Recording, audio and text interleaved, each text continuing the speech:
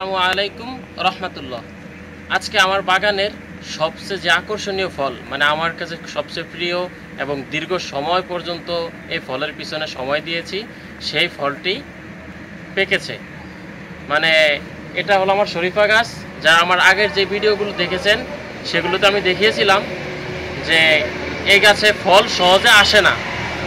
হাত দিয়ে পরাগায়ন করার মাধ্যমে বা বিভিন্ন পরিচর্যার মাধ্যমে আমার এই গাছটায় অল্প কিছু সংখ্যক ফল লেগেছিল। তার মধ্যে কিছুক্ষণ আগে দেখলাম আমার গাছে যে 4টা শরীফা ফল আছে। এদিকে দেখাও, এই যে 4টা, এই 1টা 2টা 3টা 4টা, এই 4টা শরীফা ফল পাকছে। মানে আরও অনেকগুলো ছিল, তার মধ্যে এই 4টা আজকে একসাথে পাকছে। এই যে একদম মানি তুলতুলে হয়ে গেছে। এই 1টা, এই 2টা, এই 3টা, আর এই যে এখানে একটা আছে, এই 4টা। এই যে মানে দীর্ঘদিন অপেক্ষার পর, অনেক অপেক্ষা, অনেক কষ্ট, অনেক পরিশ্রমের পর এই 4টা ফল আসছে। মানে সবগুলো একদম পেকে একদম নরম হয়ে গেছে। মানে আরও কিছু ফল ছিল, ওগুলো আমাদের ভোলা, যেহেতু এই ভোলা জেলায় প্রচুর পরিমাণ বৃষ্টি হয়, বৃষ্টির কারণে এরকম বড় সাইজের অনেকগুলো ফল নষ্ট হয়ে গেছে।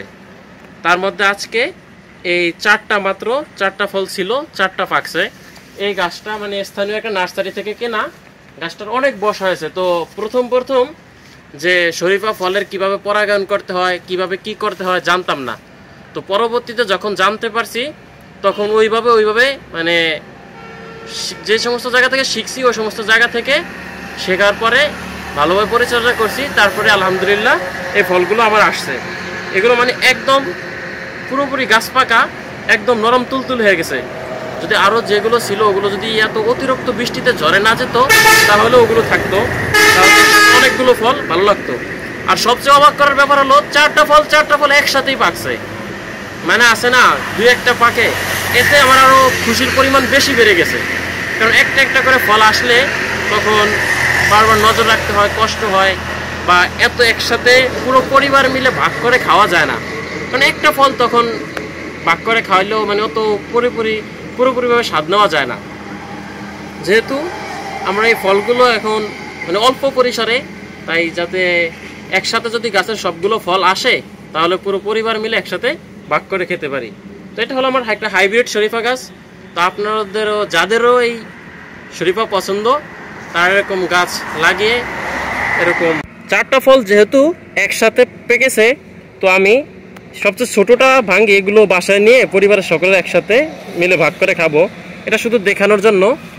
এই যে মানে একেবারে গাছ পাকা এই যে শরীফা, এই যে ভিতরে এই বীজগুলো দেখতে অনেক সুন্দর।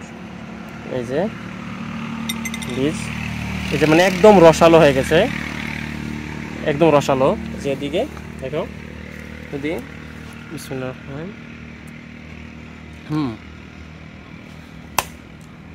মানে প্রচুর পরিমাণে মিষ্টি।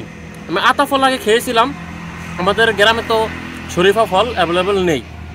তো আতা ফল কিন্তু এত বেশি মানে প্রচুর পরিমাণে মিষ্টি হইতো না। শরীফার যে পরিমাণ মিষ্টি দেখতেছি, আর এটার ভিতরে মানে যে গোস্তটা, মানে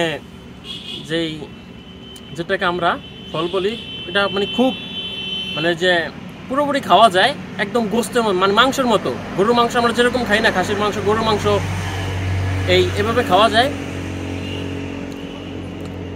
মানে এর স্বাদ আপনাকে সত্যি অবাক করে দিবে, এত মিষ্টি, এত স্বাদ। আলহামদুলিল্লাহ অনেক ভালো।